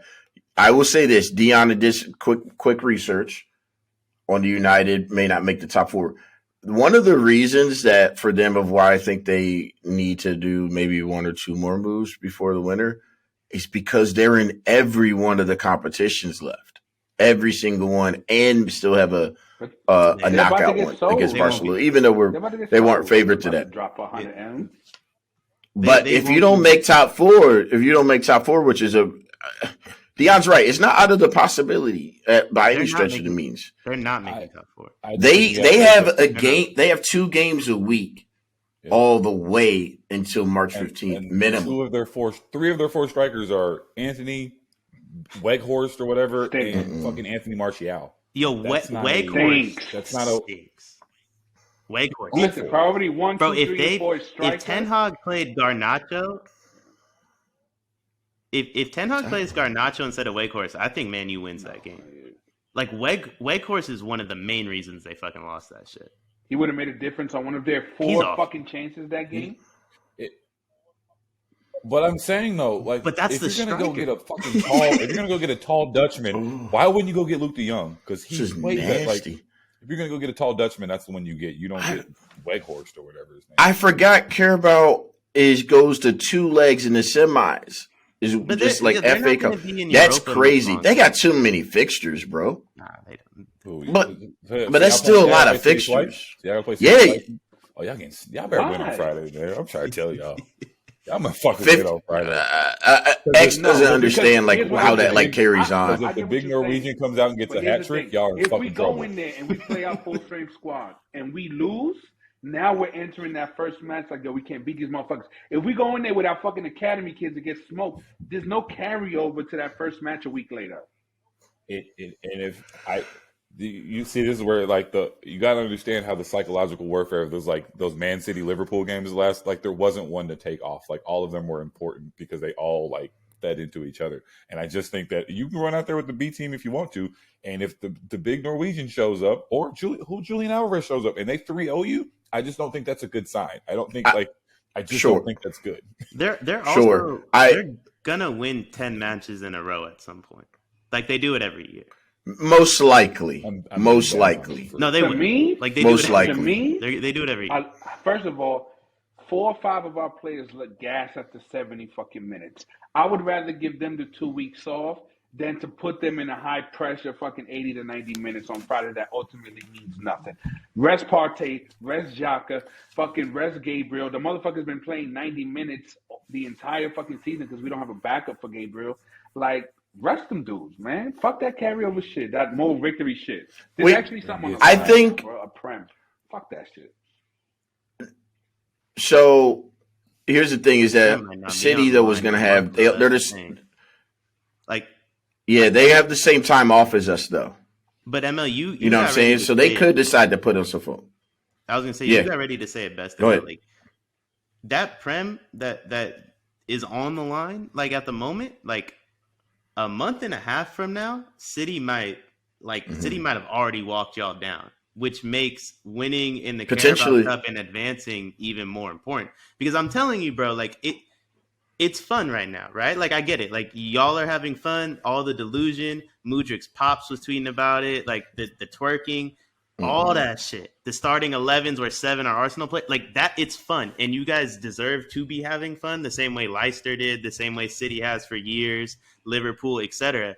But if City walks y'all down and gets y'all out the Carabao Cup, this season starts to look a lot fucking different. The goal entering the season, and I don't think Arteta Champions wants League, that, bro. FA Cup. See, that's another one. reason I'm just not even to correct, but just to make sure I'm being clear. We need to be clear on this. FA Cup, and which matters is because Arsenal has the most, and therefore, like, he will get ridiculed if he does not take it serious, like he did last year. I'm telling you, X, when we messed up and lost to Forest, Forest is in the semifinal right now. And Forest is like 7 points above the relegation. They're in like great shape. They play United. They could mess around and beat United. Everybody was calling for Arteta's head before the season started. That didn't buy him any fucking liberty. He's only in his job, X, because he got that trophy from 3 years ago because they beat City and they beat Chelsea back to back. If he don't have that trophy, he would have been fired two Boxing Days ago. I'm telling you, bro. It's gonna look funny and then it's specifically. And I'm not trying to disrespect. Like, if Arsenal finishes second, that's a phenomenal finish, right? Like, obviously, if they win the Prem, like, you can immortalize Arteta. But regardless, like, it's a phenomenal finish. It's just, like, to make an American sports reference, let's take ML's Michigan Wolverines, right? You're talking a lot different about Juwan Howard if they make the Final Four one of those years than you are right now, right? Like Arsenal is not, no matter what y'all think, like, next year maybe they're competitive, but one of these upcoming 2 to 3 years is gonna be like nasty. That's like telling me that's just the way it works. For, like, successful because he won the butt fuck Gator Bowl in fucking Odessa, Texas. Who gives a fuck, man? But that's what that keeps him his job, right? What you're discrediting the FA Cup like it's just some random fucking tournament. It's not, and it's not. It's the FA Cup. Let's be real. Let's be real. Entering the season, even when we started off hot, no one actually gave us a fucking chance, right? To win the title. So it's like, yeah, they're having a fucking cute, adorable season. Yeah, maybe they finished top 4. But the Premier title was not really within reach. So at that point, something like FA Cup brings validation. Like, okay, they're not just somebody that had a cute season. They went out and won the FA Cup. There's something to be reckoned with for the next few years. As opposed to, these motherfuckers are razor thin. Like, all this shit is cute. But if we suffer the right 1 or 2 injuries, we're done. So at that point, no, I don't. The FA Cup doesn't mean anything. If Partey goes and pulls his hamstring in the FA Cup for a moral victory, but that costs us the Prem, will he be given the same fucking leeway? Okay, so if he pulls it but what's the difference? What's the difference if he pulls it in Europa? Europa was the fail-safe in case we didn't qualify for top 4. Europa was the way to Champions League, which is the way to revenue, so we can bring more fucking transfers in and we can keep building. But Europa has real stakes. But like, I'm saying the Europa Cup probably, to me, to an English club has less relevance to it than the FA Cup. Yeah, but even with all that, right? Like, and I know, like, the moment you started watching Arsenal, I understand like why you don't really, like, why you would feel the way you do, and moreover the way you feel about Arteta. But I'm sorry, bro, if he gets bounced by City in this round of the Carabao, and if City walks them down, yeah, maybe you guys are right that he starts next season as Arsenal's manager. But if we're sitting here January 24th of 2024 and they're not in the top 4, it's a much different conversation. Unless he wins one of these, we're gonna finish the Prem top or the 4, Carabao. right? Like, he has. We can agree on that. No, I'm not saying you're not. I'm saying if you do, but next season doesn't go the way this one went, they're gonna start having conversations about Arteta's job. Like, if he wins the Carabao, that's a way for him to get tenure. And you guys get on here and you talk about the fucking projects 2 years ahead, the next decade, the team set up until 2040. Bro, Arteta might not see 2025 if he doesn't start winning something. So, like, every competition matters. But if you had a choice, which one is more important? I'm just saying. What do you mean by that? Why don't ask that, X? Like, I mean, that's not really relevant. Like, of course the Prem matters, but you can't dismiss the other things. Would I want the Prem or the Carabao? That's what I'm saying. Man City could play their fucking B team and win the fucking FA Cup. They're that good. We don't have that margin for error. You know what I'm saying? We just don't. So to me, you prioritize health. But they're not going to start. They're not going to start Partey Friday. I'll be shocked if they do. But they're going to play 3 starters. You got Court? You said this is 2 legs, right? No. Let me make sure I'm understanding. United and Forest have 2 legs. That's the Carabao Cup. That's the semifinals. This is the 4th round. This gets you to now the new draw for. So wait, is this the FA? I think that Yeah, this is the FA. Yeah, That's why. They're already out to care about though. Correct. That's why they're going to play. I think we're going to see 4 to 5 starters. I just don't think Partey will be one of them. He's going to be subbed on though. Bakayo's going to get a rest. Actually, I think Bukayo. I will say that. I think Bukayo plays. I think you got to start Trossard, and I think we can. I got to make sure that we can. I think Go ahead, Charles. I think it's.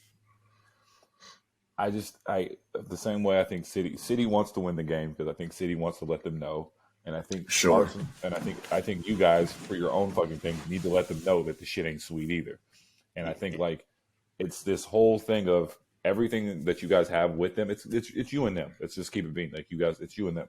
Mm-hmm. So everything this year to me is like you guys are meeting on the back end. So it's like it's the same thing as like y'all been doing this shit to everybody else. We haven't seen each other all year. This is the first time we're gonna see each other. And this is to me is like the kickoff of the chase. Yeah. Like today, and it's just like I mean on Friday, and it's just like I feel like if City wins, and it's like yeah, dude, like y'all like they ain't shit, and it's kind of part of it. But I feel like if Arsenal comes out there and like I'm not even saying you got to win the game, but you 2-2 it or whatever, and put up a fight or score some goals and let them know like this shit ain't about to be no cakewalk. I feel like it sets the tone. So will you agree? Hold on, real quick. Will you agree? It helps us. That first matchup on the 15th between City and Arsenal is arguably our most important game of the season, right? Because ideally we at least come out with a draw. So that's the most important fixture. Yeah. How do you think mentally we would be if we play our best 11 and we get smoked 3-1? But I guess but I'm agreeing with you. But what if you played the same 11 and you won 3-0? I'm saying you can't say it won't have an effect. But if you won 3-0, you'd be feeling great going into that game. We're playing at the Etihad too.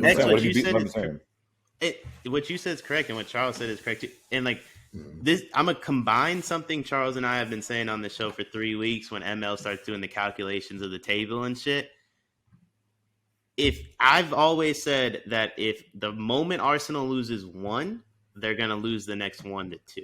And I don't care if the B team plays on Friday and they lose to City. I think they're gonna struggle following.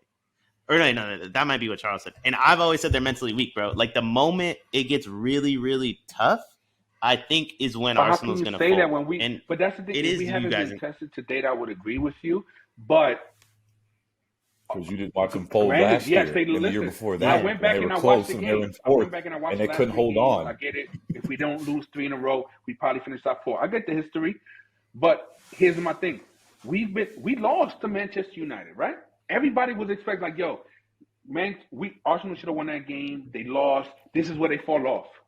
No? That was too early.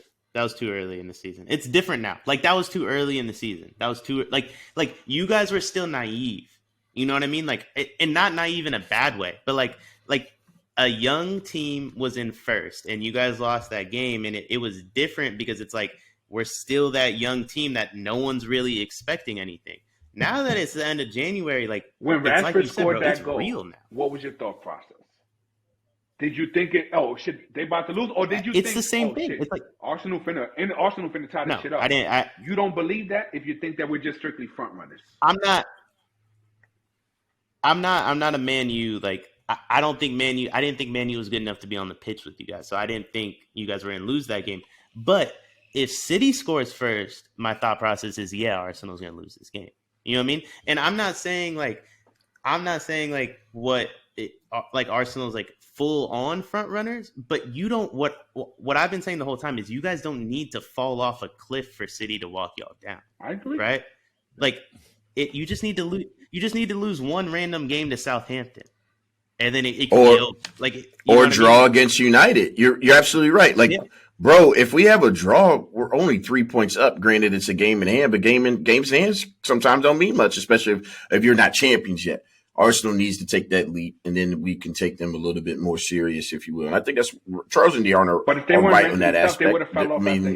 They know this. Everyone on the planet, including myself. Bro, that's not true. That's not true. It's only been 18 games. I said we're fucked. Are the top 4? We have a good chance. But you haven't played anybody yet, though. What? We played Newcastle, Chelsea, Tottenham, fucking Liverpool. Games. Newcastle people we haven't played it since. Chelsea stinks. Tottenham stinks. Man U is at home. That's the only person that matters, though. Anybody. It's all that matters. Yeah, it's all that matters. But City. We don't. We just have to beat everybody else. Yes, you do. I think that's where I think that's what where we draw. What if we establish 2 draws? But we can beat them, but that's good enough to keep us ahead of them. Yeah, but we're just not. What I'm saying, I think what Deion and Charles are saying. Yeah, go ahead. Need you guys to fall off a cliff, bro. Like if you go to Brighton in the wrong week of March and lose 1-0, it's a wrap. You know what I mean? That's all they need. They don't. But we already handled them. No, I know, but that's respectfully though. We handled them at MX. But I was just saying, like Southampton. Every team has slip-ups along the way. City has had their slip-ups. Arsenal hasn't. If you guys lose Friday, that could lead to a slip-up. If you go into that City game on the 15th and they're within striking distance of we just have to beat you the 2 times, bro, that's a whole different fucking game. That's a whole different game. And you just as we I've sat through the Liverpool title runs of the last bit, the City ones, there's gonna be a random Tuesday where they're down 1-0 in the 68th minute. It's just bound to happen because that's the only way you win a title is trying to the teams that figure out how to win those games. Those are the clinching moments. But you're going to be at Bournemouth down 1-0 in the 68th. That's part of you have to dig those ones out. And so that's they lost those games last year. They got to show me for me to believe that. That's where more so where I'm at is I've never. Every time in the last couple of years they've had to come through. We need to show you in the second half of the league schedule because I hear what you're saying, and I think that's totally fair. Not even going that's the perfect example of this. City was down 2-0 at the crib against Tottenham. Actually, I'm pretty sure City lost to Tottenham they did at City at the Etihad last year. Tottenham won 3-2, I believe. To be fair though, that was the first game of the season, and then they come back. Harry Kane was watching from a Manchester City box. That's how far removed he was from Tottenham at that time. And Conte was coaching, but they take it serious. Listen, yeah, I hear you. Who was buddy that we had then? Oh no! You had Spirito. Yeah. I'm bugging with Buggy's name. The brother. Hey, I'm gonna be honest. He was calling Tottenham racist last year. I'm gonna be honest. While we're on the subject of Conte, if they're gonna do this Tuchel shit, just do it now. I don't see why you would wait. Just do it now. Get it over. It depends on what the Kane situation is like. It depends on the Saudi money. Let's be honest. Everything depends on that. Yeah, that's the most important part. Yeah. If they get that, everything. Kane's going nowhere if they get the QSI money because no one's going to offer him as much money. That's why he keeps the door open. But either way, they're going to have Tuchel's going to be managing Tottenham next year. I don't think there's a world where it's Conte. I don't think it's a world where it's not Tuchel. So just do it now. If you're why? If it's or he's coach. If it's Pochettino, just do it now. My whole thing is if Conte's done, we've all seen what Conte does when he's done. If he's done, just be done now. Don't let him. Yeah, he'll take a nigga season. Yeah, don't let him fucking get his way and have his say. Because if he gets his way, bro, it's gonna be nasty. So just be done with it now. Lasting thoughts, Charles? One, I'm so glad that to welcome Deion as a Cooler. I'm going to get him signed up as an official club member like myself. I'm also just very happy that we were able to mention things that have happened outside of the EPL. We skipped over Manuel Neuer. He's just one of the greatest goalies of our generation, breaking his leg skiing. How that's going to hinder the German champs. We just wasn't relevant enough for us, guys. It didn't matter. The B League. I'm glad it took Napoli going 10 points clear for us to find. Shout out to me. So that's great. Jerseys are fucking fire. We just haven't been even mentioning them. Argentina won the World Cup in Maradona's squad, but it's cool. We won't mention that either. Juve was losing points in many ways. I just want to make sure that I'm just glad that we finally touched on these things and we didn't waste 30 minutes. Oh, we did on Arsenal, because there are other things going on in the soccer world. It's still hilarious, and I guess this might prove the point of what the actual Farmers League is that we still didn't mention Liga 1. Oh, I did. Hey, on Sunday, could give a fuck. Did you mention the coup de France when Mbappe had 5 goals in the coup de France? I made sure to bring up that Neymar's better than Saka. Game of the season. That's fair. Balogun and Reims face off against PSG Sunday, game of the season. Balogun gonna score a brace against your beloved PSG. It's gonna happen. When Balogun chooses England and then goes to Leeds or Chelsea, it's gonna be as funny as the Mudryk reaction. I root for England. I watch PSG sometimes, and they just got. There you go. I don't think Balogun ever plays for Arsenal. To be honest, I'm also going to switch Deion from English to Spanish on his national team. Bro, that was going to be my lasting thought, but I didn't want to. Go ahead. It's your world now. Go ahead. The next Barcelona fan. Go ahead, Deion. Before he really starts rooting for Spain, because he knows. Not His according to Deion. He's fine. Not according to Deion. We got 4 years before anything matters. 2. I forgot. Two. I forgot Don't the forget Euros. your Euros. Because that's where it started. That's where it started. The Euros. Yep. Mm-hmm. I thought ML was going to bring up the Jose Mourinho situation on here when we started talking about Gio. To be honest, I was surprised that he didn't, because you've been calling for Jose to be the U.S. manager for like 2 months. It feels like. Mm-hmm. After watching Barcelona, I want this. What's his name? Lucho. Who's the old? Yeah, I want him, bro. Nasty. Like it's, bro. Jose. This was gonna be part of what. This is what I. You mean you want him at Tottenham? Because I think he's gonna.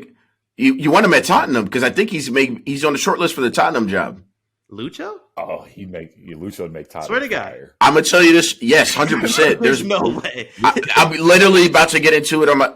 Tell you my lasting thought. Go ahead. Okay. Listen, if y'all get the money. Listen. If we get the money, everything's on the table, bro. Jew jerseys. Everything's on the. If we get the Saudi money, everything's on the table, bro. If you told me that Arteta left and ran across town, like what's his name from the 2000s? Who was buddy that left Tottenham for Arsenal? I know ML knows the name. He was like 20 when this happened. Sol Campbell. Yes. If we get the Saudi money, we won the events, and we won the same way. But my last thing, I don't think there's a difference between Jose and Greg Berhalter, to be honest. Like it's a sideways move. It's a classic. If the U.S. men's national team does that, they're just international Tottenham. And like, go get someone that plays a beautiful brand of football, because what Lucho had Spain doing, it looked like terrorist ball because there was no striker, and now I see his vision. I didn't really get it during the World Cup, but like I get it now. They just didn't have the pieces at the time. I do get it now, though. So it happens when you're starting Alvaro Morata up top. It doesn't look the same. Also, I've been saying it every week. The most important thing for Tottenham is Saudi money. I'm happy for Live Golf TV deal. Oil prices are going up. Gas is going down. It's all beautiful. I've never fucked with Elon Musk. Fuck a Tesla. I need y'all to go buy some Hummers. Whatever y'all need. You know what I mean? Whatever has to happen. That was fantastic. X, it's great to have you on, brother. It's always a lively show when you get to come on. Go ahead, Dion. Mm-hmm. Again, for the second time, Kevin De Bruyne, I'm begging you, get your fat ass off the couch and walk them boys down. I can't do this shit no more. I cannot do this no more. They are unbearable. Pep, get serious with yourself, bro. It's time. It's January 24th. We played the game. I am begging you, get your asses off the couch, pass it to the big fucking Norwegian, and let's walk these boys down. I can't wait to get my Thierry Henry jersey in the mail. Like, I'm literally, bro.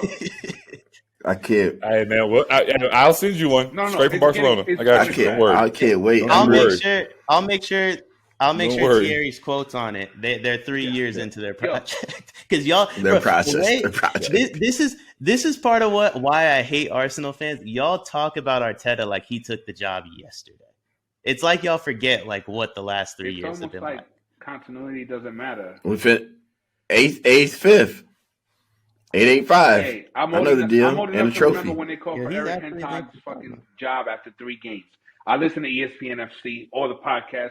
They was like, well, did they make a fucking mistake? Now all of a sudden he's the second coming of fucking Pep. Like, look, continuity helps. You know what I'm saying? Bro, getting good players. That was 5 months ago. Lacazette. There's Cruyff and there's Cruyff, Pep, and Sir Alex and Jose, and then like others bro. Ancelotti's up like, there. Don So. Carlo. Don't do Don Carlo like that. Well, I'm gonna tell you why I'm gonna do Don Carlo very Dion dirty in a or minute. Olympia, some shit. He ain't doing shit over there, and he was like, Yo, Lacazette stinks. If Arteta, Rob Holding, if Arteta could have managed Lacazette and Aubameyang, Cedric stinks. And he was starting last year. But still, if Arteta could have managed Lacazette and Aubameyang's personality, y'all are in Champions League right now, easily. Like Tottenham and Chelsea were two of the worst teams in the EPL last year. Arsenal just said, "Hold my beer," and just fucked up. Do you want him back, Charles? Because that's all the it only was. team he can play for in Chelsea is Barca. You want him back? We already decided he will be back on the team. When we all go to Barcelona next year, he will be on the squad. Next year. Yeah, 7 days.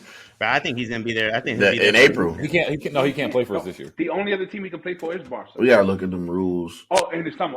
He can go. Got it. No, he can't be registered 3 times.